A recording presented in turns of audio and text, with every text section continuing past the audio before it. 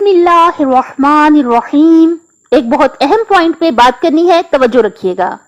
دیکھیے، جس طرح سے جب بھی ہمارا اپنے اللہ تعالیٰ پہ یقین کامل ہوتا جاتا ہے، جب ہمارا اپنے اللہ سے عشق بڑھتا جاتا ہے، اپنے اللہ تعالیٰ سے تعلق مضبوط ہوتا جاتا ہے، تو کیا ہوتا ہے؟ الحمدللہ رب العالمین کہ ہم جو ہے اللہ کی مخلوق سے بے نیاز ہوتے جاتے ہیں. یعنی جب ہمیں یقین کامل ہوتا ہے کہ رازق کون ہے، حقیقی رزق دینے والا کون ہے، ہمارا اللہ ہے، تو ہم پھر کیا کرتے ہیں؟ ہم رزق حلال کی کوشش کرتے ہیں، ٹھیک ہے، اور اس کے بعد کیا کرتے ہیں؟ ہم اللہ کے بندوں سے، اس کی مخلوق سے بے نیاز ہوتے چلے جاتے ہیں.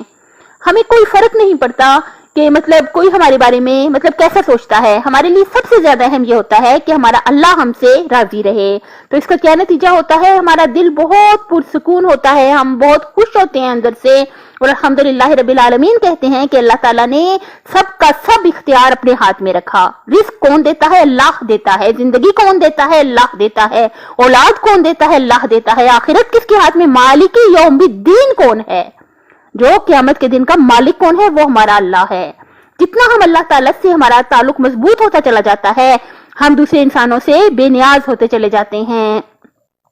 ہمیں کوئی فرق نہیں پڑتا کہ کوئی مثلا فرض کریں کہ ہم ریکارڈنگ کر رہے ہیں، کوئی سنتا ہے یا نہیں سنتا، ہمیں اس سے کوئی فرق نہیں پڑتا.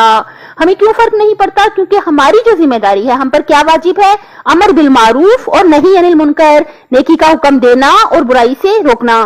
ہم اپنا فرض پورا کر دیں کہ ہم سے اسی بارے میں پوچھ گچھ ہوگی، ہم نے اسی کا حساب دینا ہے کہ جو ہمیں جو اللہ تعالیٰ نے علم عطا کیا وہ ہم نے آگے کسی کو بتایا یا نہیں بتایا، بتا دینا ہمارا ذمہ ہے. اب اگر کوئی نہ سنے یا کوئی نہ عمل کرے تو اس کی ذمہ داری ہم پر ہرگز بھی نہیں بنتی. تو اللہ پاک کا کروڑ ہر شکر، ہم اللہ تعالیٰ سے بھیک مانگ مانگ کے التجا کرتے ہیں کہ اللہ تعالیٰ ہم سب کو اپنا یعنی اللہ تعالیٰ اللہ کا عشق حقیقی ہمیں عطا ہو، اللہ تعالیٰ کا یقین کامل ہمیں عطا ہو کہ ہم اللہ تعالیٰ پر یقین کامل کرتے ہوئے اپنی زندگیاں گزاریں، اور اللہ تعالیٰ ہم سب کو توفیق دے کہ ہم اللہ تعالیٰ کی مخلوق پر رحم کرتے ہوئے، مخلوق کے ساتھ بہت اچھا سلوک کرتے ہوئے، اور اجر کی امید، یاد ہے نا، اجر کی امید، ہم نے اجر کا یقین کامل ہم نے اپنے اللہ پہ رکھنا ہے کہ اجر ہمیں کون دے گا؟ اللہ دے گا. اور ہم نے کرنا کیا ہے؟ اللہ کی ساری مخلوق کے ساتھ بہت اچھا سلوک کرنا ہے.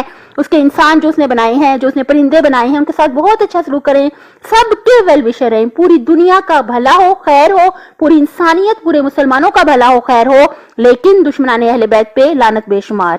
اپنی صحت، آخرت اور خالق کی مخلوق کا خیال رکھیے گا. اللہ حافظ.